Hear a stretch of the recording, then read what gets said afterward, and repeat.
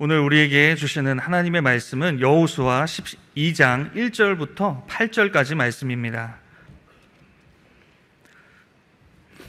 여호수아 12장 1절부터 8절까지의 말씀을 제가 봉독하겠습니다. 이스라엘 자손이 요단 저편 해돋는 쪽 곧 아르논 골짜기에서 헤르몬 산까지의 동쪽 온 아라바를 차지하고 그 땅에서 쳐 죽인 왕들은 이러하니라. 시온은 헤스본에 거주하던 아모리 족속의 왕이라. 그가 다스리던 땅은 아르논 골짜기가에 있는 아로엘에서부터 골짜기 가운데 성읍과 기르앗 절반 곧 암몬 자손의 경계 얍복강까지이며 또 동방 아라바 긴네롯 바다까지이며 또 동방 아라바의 바다 곧 염해의 베려 시못으로 통한 길까지와 남쪽으로 비스가 산기슭까지이며 옥은 르바의 남은 족속으로서 아스다롯과 에드레이에 거주하던 바산의 왕이라.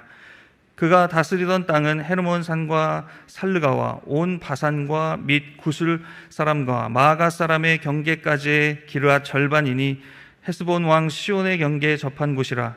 여호와의 종 모세와 이스라엘 자손이 그들을 치고 여호와의 종 모세가 그 땅을 루벤 자손과 갓 사람과 므낫세 반지파에게 기업으로 주었더라. 여호수아와 이스라엘 자손이 요단 이편 곧 서쪽 레바논 골짜기의 바알갓에서부터 세일로 올라가는 곳 할락산까지 쳐서 멸한 그 땅의 왕들은 이러하니라. 그 땅을 여호수아가 이스라엘의 지파들에게 구분에 따라 소유로 주었으니 곧 산지와 평지와 아라바와 경사지와 광야와 네겝 곧 헷 족속과 아모리 족속과 가나안 족속과 브리스 족속과 히위 족속과 여부스 족속의 땅이라. 아멘. 오늘은 12장 말씀을 가지고 역사를 통해 일하시는 하나님이란 제목으로 말씀을 드리려고 합니다. 제2차 세계대전 당시 나치 독일에 의해서 600만 명의 유태인들이 수용소에 갇혀 있다가 가스실에서 학살당한 그 사건을 알고 계실 것입니다. 그 대학살을 일컬어서 영어로 홀로코스트라고 부르는데요. 그 대학살의 비극을 기념하기 위한 홀로코스트 기념관이 세계 곳곳에 세워져 있습니다. 저는 그 중에서 미국 워싱턴 DC에 있는 홀로코스트 기념관과 이스라엘의 예루살렘에 있는 야드 바셈이라고 부르는 홀로코스트 기념관 두 군데를 가본 적이 있습니다. 그 홀로코스트 기념관에는요, 그 당시에 수많은 역사적인 자료들이 사진과 영상 그리고 실물로 아주 생생하게 보존되어 있는데요. 그것을 하나하나 이렇게 보노라면 딱 두 가지 반응밖에는 안 나옵니다. 그 두 가지 반응은 침묵과 경악입니다. 나치 독일과 그에 편승한 사람들의 그 집단적 광기에 할 말을 잃을 수밖에 없고요. 도대체 인간이 어디까지 악해질 수 있는가 하는 이 상상을 초월한 그 잔혹함과 죄악상에 경악할 수밖에 없는 거죠. 미국 워싱턴 DC에 있는 홀로코스트 기념관의 경우 4층에서부터 2층까지 한 층씩 내려오면서 관람을 하게 되어 있는데요. 그 마지막을 장식하고 있는 것은 Hall of Remembrance, 즉 기억의 방이라는 곳입니다. 여러분 지금 사진에 보는 바로 저곳인데요. 이스라엘의 다윗의 별을 상징하듯 육각형으로 되어 있는 저 방은요, 그냥 텅 비어 있어요. 텅 비어 있는 그냥 넓은 공간인데요. 사진에서 보시듯이 지금 정면에는 검은 벽으로 되어 있지 않습니까? TV같이 검은 벽으로 되어 있는데 저기는요, 유태인들이 수용되어 있던 38개의 수용소의 이름이 저 검은 벽에 적혀 있습니다. 그리고 지금 저기 앞에 그 불꽃이 이렇게 타오르죠. 저것은 이제 Eternal Flame이라고 그랬고 영원히 꺼지지 않는 불꽃인데요. 결코 이 비극을 영원히 잊지 말자 하는 그 다짐을 사람들의 마음에 심어주고 있습니다. 그리고 그 사방의 하얀 벽 곳곳에 성경 구절들이 거기에 적혀 있는데요. 그 중에 하나가 바로 신명기 8장 2절입니다. 신명기 8장 2절의 내용은 이렇습니다. 우리 같이 한번 읽어볼까요? 네 하나님 여호와께서 이 40년 동안에 네게 광야 길을 걷게 하신 것을 기억하라. 이는 너를 낮추시며 너를 시험하사 내 마음이 어떠한지 그 명령을 지키는지 지키지 않는지 알려 하심이라. 저 구절을 왜 저기에 적어놨을까 생각을 해보니 이스라엘 사람들은 그 600만 명이 죽은 이 홀로코스트의 그 비극을 과거 출애굽 이후에 40년간 그 광야에서 그들이 유랑하던 그것에 비유하고 있는 거죠. 그리고 그것은 그들을 낮추시고 그들을 시험하시고 그들이 하나님의 명령을 지키는지 안 지키는지 보려고 하신 그 하나님의 그 손길로 그렇게 받아들인 겁니다. 만일 그들이 선조들이 경험한 그 비극의 기억과 그 벽에 새겨진 이 성경 구절을 자신들이 마음에 새기고 있지 않는다면 그러한 비극을 또다시 되풀이하지는 않겠죠. 여러분, 우리가 역사를 기억하고 공부해야 하는 이유가 바로 여기에 있습니다. 역사를 잊은 민족에게는 미래가 없다. 이것은 단재 신채호 선생의 말입니다. 역사는 반복될 수 있다는 그 역사의 준엄함을 일깨워주는 말인 동시에 지난 역사의 교훈을 잘 간직할 때 보다 나은 미래가 열린다는 희망 섞인 말이기도 합니다. 그런 의미에서 오늘 본문은요, 우리가 간과해서는 안 될 매우 중요한 본문입니다. 사실 오늘 본문을 보면 이 본문은 이스라엘 백성이 요단강 동편에서 그 막강한 두 나라 아모리족 속의 헤스본 왕 시온과 바산 왕 옥을 쳐부수고 그 땅을 빼앗아 루벤 지파, 갓 지파 그리고 므낫세 반지파에게 기업으로 준 바로 그 사건, 그리고 요단강을 건너서 가나안 땅에 들어와서 빼앗은 여리고성을 비롯한 31개의 그 성읍의 왕들의 이름을 쭉 나열하고 있습니다. 여러분들이 쭉 읽어보시면 느끼시겠지만 우리에게는 하나같이 낯설고 발음하기조차 어려운 그런 이름들의 나열입니다. 게다가 이 12장을 쭉 읽어보면 우리에게 어떤 교훈이나 메시지를 주는 눈에 띄는 구절이나 문장은 하나도 보이지 않습니다. 자, 그런데 어째서 성령님께서는 굳이 이 의미 없어 보이는 이 수많은 이방나라 왕들의 이름을 이 귀한 성경 한 장 전체를 할애해서 기록하게 하신 것일까? 이 시간에 그것을 같이 생각해 보려고 합니다. 오늘 크게 두 가지를 좀 여러분에게 말씀드리려고 하는데요. 첫째로, 역사는 흘러간 것이 아니라 흐르고 있는 것이라는 것입니다. 즉, 종결된 것이 아니라 지금까지 계속 이어지고 있는 것이라는 거죠. 여러분, 오늘 본문인 12장은요 크게 두 부분으로 나누어집니다. 먼저 1절에서 6절은 모세가 정복한 요단강 동편의 땅과 왕들의 이름을 기록하고 있고요. 이어지는 7절로 24절에서는 여호수아가 요단강을 건너 가나안 땅에 들어가 정복한 요단강 서편의 땅과 왕들의 이름을 기록하고 있습니다. 자, 그런데 우리가 여기서 먼저 생각해 볼 것은 1절로 6절에 왜 모세가 정복한 요단 동편의 땅과 왕들의 이름을 길게 기록하고 있을까 하는 것입니다. 여러분 보세요. 지금 이 본문이 펼쳐지고 있는 시대는 누구의 시대입니까? 여호수아 시대입니다. 더 이상 모세의 시대가 아닙니다. 모세는 이미 7년 전 요단강 저편에서 죽고 없어요. 또한 이 본문이 전개되고 있는 지역은 어디입니까? 요단강 건너 서편의 가나안 땅입니다. 모세가 활약하던 요단강 동편이 아닙니다. 분명 새 시대, 새 무대입니다. 그런데 어째서 성령께서는 이 새 시대에 과거 모세가 활약하던 요단강 동편에서의 정복 사건, 즉 구시대의 일을 무려 6절이나 할애해서 자세히 기록하게 하신 것일까요? 지난 시대의 일을. 이쪽 가나안 땅에서 이 가나안 땅에서의 정복 전쟁에 대한 기록만으로도 차고 넘칠 텐데 말이죠. 왜 그러셨을까? 그 이유는요, 지금 여호수아의 이 새 시대는 과거 모세의 구시대의 토대 위에서만 가능했음을 보여주기 위한 겁니다. 그것을 알려주는 겁니다. 여러분, 지금 지도를 보시면요, 지금 저 지도에서 보듯이 요단강 동편은 가나안 7 족속 중에 하나인 아모리 족속이 꽉 잡고 있었어요.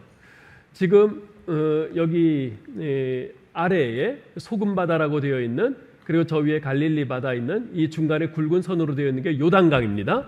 이 요단강인데요, 요단강 이쪽 동편을 보시면 분홍색으로 되어 있는 곳 있죠. 동그라미로 아모리족 하고 괄호하고 시온 했죠. 그리고 그 동그라미 바로 위에 작은 글씨로 헤스본이라고 되어 있죠. 이 아모리 족속 중에서 이 헤스본이라는 나라를 세우고 있는 시혼 왕입니다. 시혼 왕이 다스리고 있는 곳이에요. 그리고 그 위를 보면 저기 아모리족 해놓고 괄호하고 옥이라고 되어 있죠. 그리고 저 위에 보면 비스듬하게 바산이라고 글씨 되어 있지 않습니까? 같은 아모리족인데 저기는 바산이란 나라예요. 옥이라는 왕이 다스리고 있는 거죠. 그래서 이렇게 보시면 이 요단강 이쪽 동편은 아모리족이 꽉 잡고 있어요.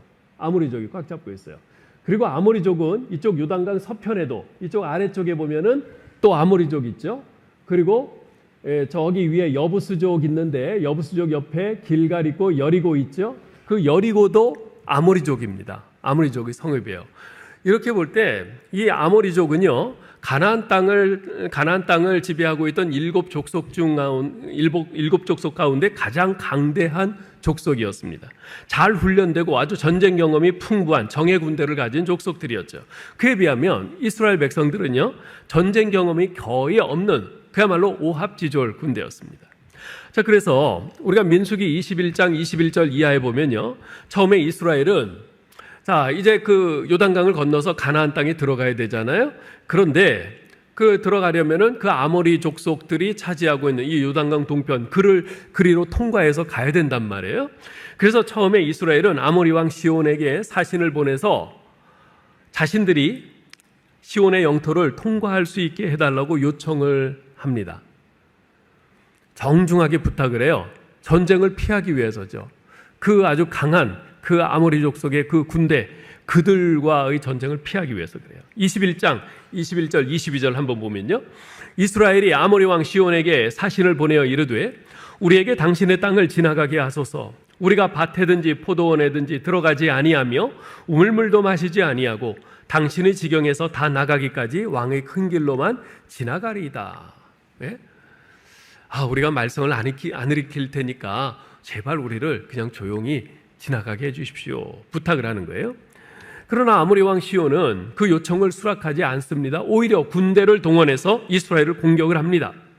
그래서 할 수 없이 그들과 이스라엘이 맞서 싸우는데요, 사실 전력상으로는 상대가 안 돼요. 그런데 하나님의 도우심으로 대승을 거두고 그 땅을 점령합니다. 그런 후에 좀 더 북쪽으로 올라갔는데 그 북쪽에 누가 있다고 그랬어요? 같은 아모리 족속 중에 바산이라는 나라가 있었어요. 그 바산을 다스리고 있던 그 바산 왕 옥이 또 이스라엘을 공격을 해옵니다. 그래서 이스라엘이 또 어쩔 수 없이 맞서 싸우는데요, 하나님의 도우심으로 그들마저 물리치고 그 지역마저 점령을 합니다. 자, 그렇게 해서 이 요단강 동쪽 지역을 완전히 장악함으로써 비로소 요단강을 안심하고 건널 수 있는 든든한 교두보를 확보하게 된 거지요. 자, 이처럼 보세요. 이때는 모세가 살아있을 때입니다. 모세의 영도하에 그 일이 이루어졌어요. 이처럼 요단강 동편에서 모세가 이런 일들을 이루어 놓지 못했다면 여호수아가 요단강을 건너서 가나안 땅에 입성해 그 많은 성읍들을 점령하고 그 왕들을 죽이는 일은 불가능했을 겁니다. 결국 여호수아는 지난날 요단강 동편에서 그 자기의 선임인 그 모세가 그 막강한 적들과 싸워 승리한 그 역사적 토대를 발판으로 해서 요단강 서편에서 승리를 거두었던 거죠. 이처럼 여호수아는요, 의도적으로 과거 모세가 행한 일을 함께 기록함으로써 오늘의 자신들의 승리는 자기들만의 노력과 힘으로 이루어진 것이 아니라 앞에서 과거에 믿음으로 응답하며 살아갔던 그 과거의 바탕 위에서 이루어진 것임을 기억했습니다. 그리고 그 교훈을 후손들에게 알려주고 전하고자 한 것이죠. 여러분, 오늘날 우리도 마찬가지입니다. 개인이 되었든 가정이 되었든 교회가 되었든 사회가 되었든 그것들의 현재의 모습은 모두 과거를 발판으로 해서 이루어진 겁니다. 결코 하늘에서 어느 날 뚝 떨어진 것이 아니라 그 말입니다. 그 과거 안에는요, 성공도 있지만 실패도 있습니다. 즐거웠던 추억도 있지만 가슴 아픈 추억도 있어요. 믿음으로 순종했던 자랑스러운 순간도 있지만 믿음으로 순종하지 못해서 믿음이 부족해서 불순종했던 그런 부끄러운 그런 순간들도 있을 것입니다. 근데 그 모든 과거의 총합이 바로 현재의 우리의 모습인 거란 말이죠. 며칠 전 구역 식구들과 함께 이현자 권사님을 신방을 했습니다. 이현자 권사님은 우리 교회 초창기부터 희생과 헌신으로 교회를 섬겨오신 귀한 어르신인데요. 지금은 연세가 높으셔서 코로나가 시작되면서부터 교회를 못 나오셨어요. 갈수록 몸이 점점 더 쇠약해지셔서 지금은 전혀 밖에 나가실 수가 없고 그냥 집에서 온라인으로 예배만 드리고 계십니다. 그 신방을 하면서 권사님 올해 연세가 96세시지요? 그랬더니 대뜸 하시는 말씀이 아니에요 목사님 만으로 해야지 아직 95세야 그러시는 거예요. 연세가 그렇게 들으셨어도 한 살이라도 좀 덜 이렇게 좀 카운트 되길 원하시는 것 같았어요. 그 권사님의 그 모습에 좀 웃음보가 한바탕 터졌는데요. 권사님은 연세에 비해서 아직도 정신이 맑으세요. 그래서 과거의 일들을 아주 생생하게 그렇게 기억하고 계셨는데요. 특별히 수십 년 전에 그 염창구역의 구역장으로서 구역원들을 돌보기 위해서 당시 포장도 안 되어 그냥 진흙구덩이였던 그 염창동과 마곡등지를 다니시면서 그 진차에 빠지면서 구역원들을 돌보고 신방하고 그렇게 힘쓰셨던 그 이야기를 들었어요. 그 이야기를 들을 때 정말 그 열심과 그 사랑과 헌신에 감탄밖에는 안 나오더라고요. 같이 갔던 권사님들 가운데 그 이현자 권사님과 함께 헌신하면서 섬겼던 그 연세 드신 그 권사님들은 맞아 그땐 그랬어 하시면서 그 아련한 그 과거의 추억들을 곱씹으시더라고요.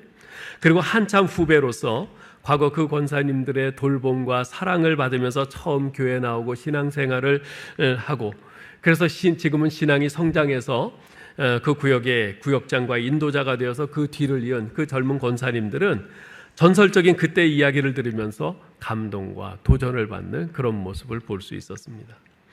그렇게 과거 선배 권사님들의 희생적이며 헌신적인 그 사랑의 돌봄을 통해서 믿음이 성장한 후배들이 선배들의 뒤를 이어서 현재 구역봉사자가 되어서 지난날 자신들이 눈으로 보고 몸으로 받은 사랑으로 구역원들을 돌보는 그 모습을 보면서 얼마나 하나님께 감사했는지 모릅니다. 여러분, 그렇습니다. 우리 교회가, 우리 구역들이 다 이렇게 해서 여기까지 온 겁니다. 어느 날 갑자기 하늘에서 뚝 떨어진 것이 아니에요. 다 이렇게 우리의 선배들의 그 귀한 사랑과 헌신과 희생, 그 수고로 인해서 이렇게 조금씩 벽돌 한 장씩 놓여지고 다져져 온 거죠. 우리 사랑하는 성도 여러분, 흔히 과거를 잊지 말라는 그런 말을 하곤 합니다. 이 과거를 잊지 말라는 것은요, 과거에 집착하라는 뜻이 아닙니다. 어제가 없이는 오늘이 있을 수 없고 오늘의 삶은 내일의 내 모습을 결정한다는 것을 잊지 말라는 겁니다. 과거는 흘러간 것이 아닙니다. 흘러가서 이제는 더 이상 현재의 나와는 관계없는 것이 아니라 지금도 계속 현재로 흐르고 있습니다. 또한 현재는 미래를 향해서 흘러가고 있는 거죠. 이것은 우리들 각 개인의 인생에서 뿐만 아니라 가정에서도 교회에서도 동일합니다. 또한 이 사회에서도 마찬가지고요. 지금 이 자리에는 가족의 구원을 위해서 애타는 마음으로 기도하시는 분들이 계실 텐데요. 제가 그런 분들을 신방하거나 상담할 때 꼭 드리는 성경 구절이 있습니다. 그것은 사도행전 16장 31절입니다. 우리 같이 한번 읽어볼까요? 주 예수를 믿으라. 그리하면 너와 네 집이 구원을 받으리라. 아멘. 제가 가족의 구원을 위해서 애타게 기도하는 분들에게 이 구절을 드리는 까닭은 이 구절에는 좀 전에 말씀드린 그 원리가 고스란히 담겨 있기 때문에 그렇습니다. 즉 과거가 지금 현재로 흘러들어오고 있고 지금 현재 우리의 삶이 미래로 흘러가고 있다는 이 원리가 이 구절에는 담겨 있습니다. 이 구절은요, 내가 예수 믿으면 내 가족들이 자동적으로 구원받게 된다는 그런 의미가 아닙니다. 여러분, 구원은 철저히 하나님과 각 사람 1대1의 관계에서 이루어지는 것 아니겠어요? 어떤 사람이 예수 믿으면 구원받는 것이고 안 믿으면 구원 못 받는 것이지, 가족 중에 누가 예수를 믿으니까 안 믿는 그 사람, 안 믿는 다른 가족도 마치 마트에서 하는 1+1 행사처럼 자동적으로 구원받게 되는 것이 아니라는 말입니다. 그러나 내가, 그 가족 중에 일원인 내가 예수 잘 믿고 말씀에 순종하여 내가 신실하게 살 때 반드시 긍정적인 그 영향이 나로부터 그 가족에게로 흘러가게 되어 있는 겁니다. 매일매일 오늘도 흐르고 내일도 흐르고 계속 그 긍정적인 영향이 흘러 들어갑니다. 거기에 하나님의 은혜가 더해지는 거죠. 그러다가 어느 순간에 성령께서 역사하셔서 그분도 예수 믿게 되는 것이고요. 바로 이런 의미에서 주 예수를 믿으라. 그리하면 너와 네 집이 구원을 얻으리라. 하나님께서 결코 그 가족 중에 그 한 사람의 그 신실한 그 믿음과 그 기도를 헛되이 흘려버리지 않으시는 겁니다. 반드시 그걸 사용하세요. 그러므로 사랑하는 성도 여러분, 우리의 현재는 과거를 통해서 이루어졌고 오늘의 삶은 미래의 기초가 된다는 것을 기억하면서 성실과 충성됨으로 오늘을 또 살아가실 수 있기를 축복합니다. 우리가 두 번째 기억할 것은 역사의 주인은 하나님이시라는 것입니다. 오늘 본문에 보면요, 요단강 동편과 서편의 적들을 쳐서 그 땅을 정복한 사건에 대해 다음과 같이 요약하여 기술하고 있습니다. 먼저 1절을 우리 같이 한번 읽어볼까요? 1절. 곧 아르논 골짜기에서 헤르몬 산까지의 동쪽 온 아라바를 차지하고 그 땅에서 쳐 죽인 왕들은 이러하니라. 또 7절도 읽어보죠. 여호수아와 이스라엘 자손이 요단 이편 곧 서쪽 레바논 골짜기의 바알갓에서부터 세일로 올라가는 곳 할락산까지 쳐서 멸한 그 땅의 왕들은 이러하니라. 자, 지금 1절도 그렇고요, 7절도 그렇고요. 주어가 누굽니까? 이스라엘 자손이 주어예요. 여호수아와 이스라엘 자손이 주어예요. 네? 하나님이 주어가 아닙니다. 오늘 본문인 이 12장에는요 하나님의 이름이 등장하지 않습니다. 아니, 딱 한 번 6절에 등장하는데 그것도 여호와의 종 모세가 해서 모세가 주어로 나오고 있고 여호와는 단지 그 주어인 모세를 수식하는 그런 표현으로 나오고 있어요. 하나님이 무슨 액션을 주도적으로 취하는 그런 구절은 단 한 구절도 없습니다.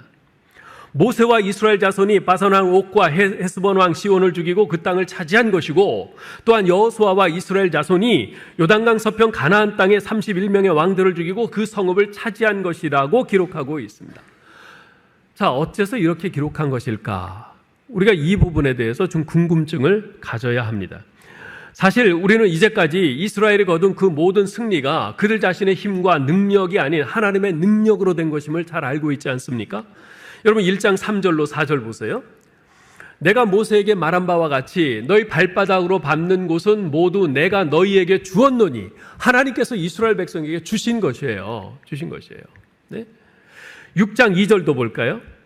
여리고성을 정복할 때 뭐라고 그러세요? 여호와께서 여호수아에게 이르시되 보라, 내가 여리고와 그 왕과 용사들을 네 손에 넘겨주었으니, 하나님이 하셨다고 그래요.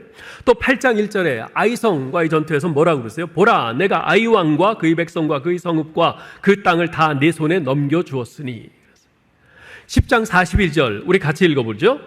이스라엘의 하나님 여호와께서 이스라엘을 위하여 싸우셨으므로 여호와께서 이 모든 왕들과 그들의 땅을 단번에 빼앗으니라. 하나님께서 싸우셨어요. 하나님께서 승리케 하셨어요. 네? 후대의 시편 기자들도 모세와 여호수아와 이스라엘의 그 모든 승리가 모두 하나님의 능력으로 된 것이라고 분명히 밝히고 있습니다. 시편 135편 10절 11절 읽어보죠. 그가 많은 나라를 치시고 강한 왕들을 죽이셨나니 곧 아모리인의 왕 시혼과 바산 왕 옥과 가나안의 모든 국왕이로다. 하나님께서 하셨다고 그래요. 시편 136편 17절로 20절도 읽어보겠습니다. 큰 왕들을 치신 이에게 감사하라. 그 인자하심이 영원함이로다. 유명한 왕들을 죽이신 이에게 감사하라. 그 인자하심이 영원함이로다. 아모리인의 왕 시온을 죽이신 이에게 감사하라. 그 인자하심이 영원함이로다. 바산 왕 옥을 죽이신 이에게 감사하라. 그 인자하심이 영원함이로다. 자, 여러분, 이처럼 성경 곳곳에선 이스라엘이 거둔 그 모든 승리의 주체가 바로 여호와 하나님이심을 분명히 밝히고 있습니다. 그런데 어째서 이 12장에서는 여호와 하나님의 이름이 전혀 드러나지 않는 것일까요? 여러분, 역사를 영어로 히스토리라고 하죠. 제가 예전에 한번 말씀드렸는데 이 히스토리를 his story, 그분의 이야기라고 이렇게 해석하는 분들이 있습니다. 매우 일리 있는 해석이라고 생각해요. 이 역사는 하나님의 이야기인 거죠. 하나님이 이 세상을 다스려 가시는 이야기. 자, 그런데요, 같은 맥락에서 저는 이 히스토리는 히든 스토리라고 생각합니다. 히든 스토리, 하나님의 감추어진 이야기죠. 왜냐하면 역사 속의 사건들 하나하나를 들여다보면요, 거기 하나님의 모습은 나타나질 않아요. 어디에도 없어요. 오직 사람들 모습만 보입니다. 막강한 파워를 가진 왕들과 힘없는 민초들이 등장합니다. 자기 사리 사욕만 챙기는 소인배들이 있는가 하면 다른 사람을 위해서 기꺼이 자신을 희생시키는 영웅이 있습니다. 큰 비전을 가지고 나라와 세계를 경영하는 이들이 있는가 하면 자기 한몸 잘 건사하고 가정의 소소한 행복을 추구하는 그런 많은 사람들이 있습니다. 그리고 그러한 사람들이 얽히고 설킨 그런 사건들만 보여요. 어디에도 하나님의 모습은 드러나지 않습니다. 그러다 보니까 역사의 주인이 꼭 우리 인간인 것처럼 생각을 합니다. 바로 이겁니다. 가나안 땅 정복이 전적으로 여호와 하나님의 능력과 도우심으로 된 것임을 모두가 뻔히 알고 있는데, 그럼에도 불구하고 이 12장에서 여호와의 이름이 주체적으로 등장하지 않고 이스라엘 자손이 그 땅의 왕들을 죽이고 그 땅을 차지했다, 이스라엘 자손을 주어로 해서 이렇게 기록한 것은 눈에 보이는 것만 가지고 역사를 판단하지 말라, 이 경종을 울리기 위해서 그렇게 한 것입니다. 비록 겉으로 드러난 모습은 여호수아와 이스라엘 자손이 그러한 역사를 성취한 것 같지만, 모세와 이스라엘 백성들이 그렇게 한 것 같지만, 실상은 그들의 배후에서 권능으로 역사하신 보이지 않는 여호와 하나님의 손길에 의해서 그러한 역사가 성취되고 진행되어 온 것임을 잊지 말아야 한다는 겁니다. 그런 점에서 역사는 히든 스토리, 하나님의 감추어진 이야기인 것이죠. 그리고 그것을 볼 줄 아는 눈을 가진 사람이 바로 그리스도인인 것이고요. 눈에 보이는 표피적인 이 역사만을 가지고 그때 어떤 영웅이 등장해서 역사가 이렇게 뒤집어졌어, 세계사가 이렇게 바뀌었어, 그런 것만을 보는 것이 아니라 그 배후에서 역사하신 눈에 보이지 않는 하나님의 손길, 그 하나님의 역사가, 이 하나님의 손길이 역사를 이렇게 저렇게 그 시기시기마다 움직이시고 바꾸시고 그렇게 해서 이 역사를 진행시키셔서 여기까지 오게 하셨다. 바로 그것을 볼 줄 알아야 된다는 것입니다. 그것을 보는 눈이 바로 우리 그리스도인의 눈인 것입니다. 그래서 그런 눈을 가진 그리스도인은요, 자기 개인의 역사, 즉 자기의 인생사를 돌아보면서 찬송가 301장의 가사처럼 지금까지 지내온 것 주의 크신 은혜라, 이 고백을 하게 되는 거죠. 남들이 볼 때는 미친 짓이라고 할 거예요. 아니, 언제 하나님이 너 도와준 적 있냐? 언제 하나님이 너 복권 하나라도 맡게 해준 적 있냐? 그렇게 말할 겁니다. 분명히 겉으로는 하나님이 안 드러나요, 보이지 않아요. 그렇지만 믿음의 눈으로 내 지나온 인생사를 돌아보니 하나님의 은혜 아닌 것이 없더라. 모두가 다 하나님의 은혜였습니다. 이 고백을 하는 것이죠. 왜냐하면 역사의 주인 되신 하나님께서 지금까지 내 삶에 보이지 않는 손으로 이모저모 개입하시고 역사하셔서 이 자리까지 오게 하신 것을 알기 때문이죠. 지난 날들을 돌아보면 내 인생이 가시밭길이요 고난의 연속이었다고 생각하시는 분들이 있을 겁니다. 실제로 그러셨을 것 같아요. 그런데 과연 절망하고 낙심하는 그 가시밭길 고난만 있었다면 내가 과연 오늘 이 자리에 있을 수 있을까? 그럴 수 없을 겁니다. 우리 인간은요, 단지 육체의 힘만으로 버티지 못합니다. 우리의 정서, 우리의 감정, 정신, 이것이 뒷받침되지 않으면 아무리 육체가 강건해도 버티질 못합니다. 계속 고난만 계속되면요, 우리의 정신은 버티질 못해요. 겉보기에는 고난의 연속인데, 그런데 보이지 않는 그 이면에는 그 고난의 연속되는 그 고난을 견디고 감당하고 버티고 극복할 수 있도록 도우시는 그 보이지 않는 하나님의 은혜가 있었기 때문에 우리가 그 모든 고난의 연속에도 불구하고 그것을 극복하고 여기까지 올 수 있었던 거죠. 여러분이 그 모든 어려움들을 어떻게 극복하고 여기까지 왔는가 한번 잘 생각해 보세요. 오롯이 여러분 자신의 힘과 지혜와 능력으로 그렇게 됐을 것 같습니까? 여러분은 어떠실지 모르겠는데 저는 절대 그렇게 생각할 수가 없어요. 저는 결혼한 지 2개월 만에, 제가 그때 결혼하고 신학생이었거든요. 결혼하고 저희 부모님 집에 같이 살고 있었는데 결혼 2개월 만에 아버님 사업이 폭삭 망했어요. 부도가 났어요. 그래서 완전히 거리로 나앉게 됐어요. 결혼 2개월 만에. 그러니 아내한테 얼마나 미안해요. 처같이 볼 면목도 없고 참 얼마나 그때 절망스러웠는지 몰라요. 네. 근데 그런 사건 앞에서 어찌할 바를 모르고 주저앉아 있는 저를 주님께서 권능의 팔로 붙잡으시고 일으켜 주셨습니다. 두려움과 무기력함에 빠져 있는 저를 주님께서 따뜻한 음성으로 위로해 주시고 새 힘과 삶의 용기를 주셨습니다. 제가 공부하면서 유학하면서 계획한 대로 순탄한 인생길을 가던 중에 갑자기 길이 끊어진 듯한 아주 암담한 상황 속에서 그 길이 보이지 않아서 자포자기하려던 순간에 홍해를 열어서 길을 만들어 주신 그 하나님의 은혜가 아니었다면 저는 여기까지 올 수가 없었습니다. 실패까지도 합력하여 선을 이루게 하시고 시시때때로 베풀어 주시는 그 때를 따라 돕는 은혜가 아니었다면 제가 이렇게 목사가 돼서 여러분에게 말씀을 증거하고 있지 못했을 겁니다.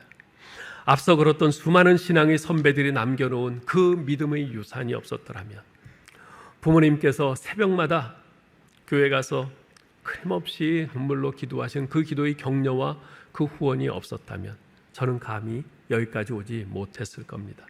때로는 짐이라고 여겨졌던 일들까지도 지나고 나서 보면 나를 지탱시켜준 힘이었고 다시 일어설 수 있게 해준 힘이요 은혜였음을 고백하지 않을 수가 없습니다. 우리 사랑하는 성도 여러분, 눈에 보이는 어려움뿐만 아니라 지금까지 여러분을 붙들고 오신 하나님의 보이지 않는 손길도 보실 수 있기를 바랍니다. 우리 눈에는 항상 어려움만 보여요. 어려움만 보여요. 그러나 그 이면에 그 어려움 속에서도 나를 지탱해주고 계신 주님의 보이지 않는 손길이 있어요. 지금 눈앞에는 먹구름밖에 안 보이지만 그러나 그 먹구름 뒤에는 밝게 빛나고 있는 태양이 있지 않습니까? 우리가 그것을 볼 수 있는 믿음의 눈을 가져야 합니다. 그래서 여러분의 인생이라는 역사의 주인 되신 하나님께서 지금도 여러분의 인생사 가운데 깊이 개입하셔서 때를 따라 돕는 은혜로 여러분을 이렇게 만지시고 이렇게 용기를 주시고 이렇게 격려하시고 여러분을 인도하고 계심을 믿고 감사하실 수 있기를 바랍니다. 이제 말씀을 맺겠습니다. 오늘은 6월 25일 6.25 전쟁이 발발한 지 73주년 되는 날입니다. 제가 1960년생인데요. 저를 비롯해서 제 또래와 우진 세대들은요, 6.25 전쟁의 비극을 경험하지 못한 세대들입니다. 그러나 저희 부모님 세대들은 그 모진 전쟁을 몸소 겪으셨고 그 고난을 극복하고 생존하기 위해서 이루 말로 닿을 수 없는 고초와 희생을 치르셨습니다. 그 희생의 결과를 오늘 우리 세대들이 누리고 있는 것이요. 그것을 생각할 때 이 자리에 계신 우리 어르신들에게 감사드리지 않을 수 없습니다. 여러분들의 그 모든 수고에 진심으로 경의를 표하며 감사드립니다. 근데 같은 맥락에서 이런 생각을 하게 됩니다. 올해 우리 교회의 표가 뭐죠? 다음 세대를 위한 디딤돌을 놓는 교회인데요. 다음 세대, 우리의 자녀들 세대, 그 입장에서 보면 저를 비롯해 이 자리에 계신 대부분은 과거 세대입니다. 과거 세대예요. 즉 우리가 어떻게 하느냐에 따라 그 결과가 다음 세대인 우리 자녀들, 그들의 미래로 고스란히 이어지는 거죠. 따라서 지금 우리가 우리의 다음 세대, 자녀 세대, 그 미래 세대들을 위해서 무엇을 하느냐, 이것이 너무나도 중요합니다. 우리가 무엇을 해야 되겠습니까? 국회에서 대정부 질문을 하지 않습니까? 대정부 질문을 할 때 보면 참 가관이에요. 거기에서 정상적인 그런 언성으로 이렇게 질의하는 것은 안 보여요. 그냥 고성만 오가고요, 욕설이 난무합니다. 그래서 너무 부끄러워요. 창피해요. 그런데 지난 14일에 이례적으로 여야 의원 모두에게서 아주 기립박수가 터져나온 대정부 질문이 있었습니다. 국민의힘의 그 시각장애인인 김혜지 의원이 사회적 약자에 대한 정부와 공직자들의 그 태도 변화를 촉구하는 그런 대정부 질문이었는데요. 거기에 대해서 여야를 막론하고 동료 의원들이 다 같이 기립박수하면서 격려를 했어요. 당시 김혜지 의원은 그 대정부 질문의 마지막에 이런 말을 했습니다. 코이라는 물고기가 있습니다. 작은 어항 속에서는 10cm를 넘지 않지만 강물에서는 1m가 넘게 자라는 그런 고기입니다. 사회적 약자들이 어항과 수족관을 깨고 국민이 기회의 균등 속에서 재능을 마음껏 발휘할 수 있도록 정부가 더욱 적극적으로 강물이 되어주시기를 기대합니다. 저도 이것을 유튜브에서 찾아서 들었는데 아주 정말 감동이었어요. 그래서 특별히 이 코이라는 물고기 제가 처음 들어봤거든요. 그래서 찾아봤어요. 찾아봤더니 이 코이라는 물고기는 지금 보시는 저런 거예요. 많이 보신 적이 있죠? 일종의 관상어인데요. 이 물고기의 삶은 아주 특이합니다. 이 물고기는 작은 어항에다 기르면요 5에서 8cm 정도밖에 안 자라요. 그런데 좀 더 큰 수족관이나 연못에 넣어두면 15cm에서 25cm까지 그렇게 자란다고 그래요. 그리고 강물에 방류를 하면 90cm에서 1m 20cm까지 그렇게 커진다고 합니다. 똑같은 물고기인데 같은 물고기지만 어항에서 기르면 피라미가 되고 강물에 놓아두면 대어가 되는 신기한 물고기입니다. 이를 두고 사람들은 코이의 법칙이라고 합니다. 어떤 환경을 마련해 주느냐에 따라서 그 사람의 아이들, 그 사람의 크기가 달라진다는 거죠. 여러분 6.25 전쟁의 참혹함 속에서 우리의 부모님들이 이루 말로 다 할 수 없는 헌신과 희생으로 우리 자녀들 세대에 밝은 희망을 열어주었듯이 그런 과거를 기억하면서 이제 우리도 우리의 다음 세대, 자녀 세대를 위해서 어떻게 디딤돌을 놓을 것인지 고민하고 기도하면서 주님께 지혜를 구하고 구체적으로 헌신해야겠습니다. 그들이 작은 어항 속에서 10cm 미만의 작은 물고기로 살아가는 것이 아니라 넓은 강물에서 1m 20cm까지 자라서 주님의 나라와 하나님 영광을 위해서 마음껏 헤엄칠 수 있도록 그들을 도와주는 큰 강물이 되어줘야 되지 않겠습니까? 저는 우리 부모님 세대를 통해서 역사하시고 일하시사 우리 세대를 일으키신 하나님께서 이제 우리 세대를 통해서 동일하게 역사하시고 일하셔서 다음 세대, 우리 자녀 세대를 일으키시리라 믿습니다. 우리가 그것을 바라보고 그것을 소망하면서 우리 어른 세대들이 우리가 디딤돌 세대가 되어야 되는 거죠. 그들이 그렇게 크게 자라고 발돋움할 수 있도록 우리가 그들에게 강물 역할을 해주어야 하는 거죠. 아무쪼록 이 믿음을 가지고 역사의 주인 되시며 역사를 통해 일하시는 주님을 소망 가운데 의지하면서 우리에게 주어진 역사적 소명을 감당하는 저와 여러분 될 수 있기를 주님의 이름으로 축원합니다.